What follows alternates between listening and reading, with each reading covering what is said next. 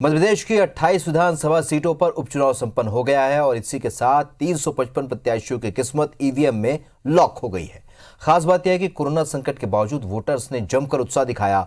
उधर चंबल अंचल में कई मतदान केंद्रों पर फायरिंग और हंगामे की खबरें आई, जिस पर बीजेपी और कांग्रेस के बीच जमकर आरोप प्रत्यारोप चले। भोपाल से दोनों ही दलों के नेताओं ने हालात पर नजर रखी और अपनी अपनी जीत के दावे किए।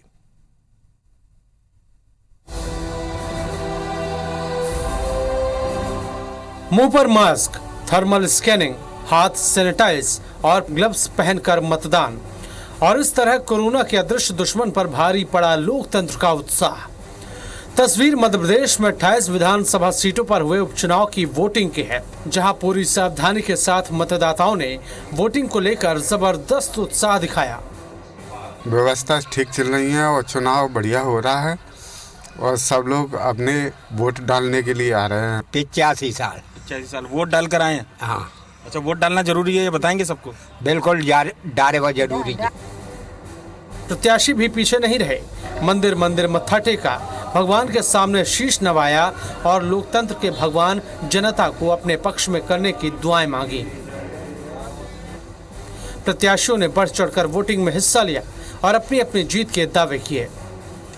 हमारे क्षेत्र की जनता विकास चाहती है और लोकतंत्र की रक्षा चाहती है, इसलिए सब लोग बड़े प्रसन्न हैं। सब लोग खुश होकर के और मतदान कर रहे हैं। विजय श्री कल्याण आश्वस्त है आप?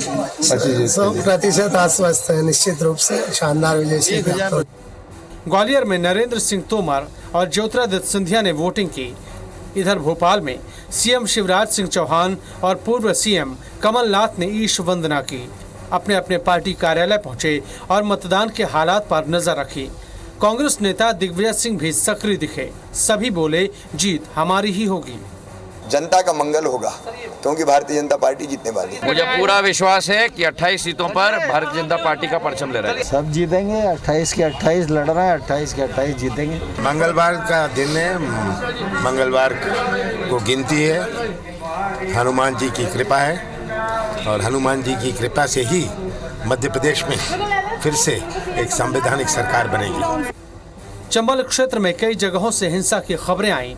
कई मतदान केंद्रों पर फायरिंग हुई, कई मतदान केंद्रों पर हंगामा हुआ, फर्जी वोटिंग की शिकायतें आईं। चुनावी हिंसा के बाद मुरैना और भिंड दोनों जिलों की सीमाएं सील कर दी गईं। चंबल में हुए इस बवाल को लेकर जमकर आरोप प्रत्यारोप भी चले।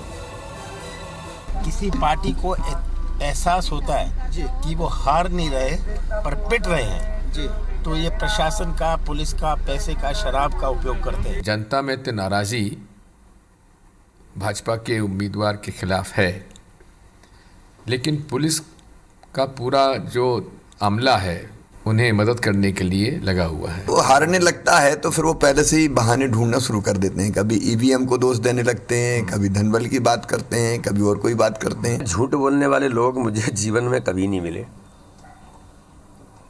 मतलब इतनी हवा भरने का काम, वादों में झूठ बोलते हो, तैयारियों में झूठ बोलते हो, सब में झूठ बोलते हो।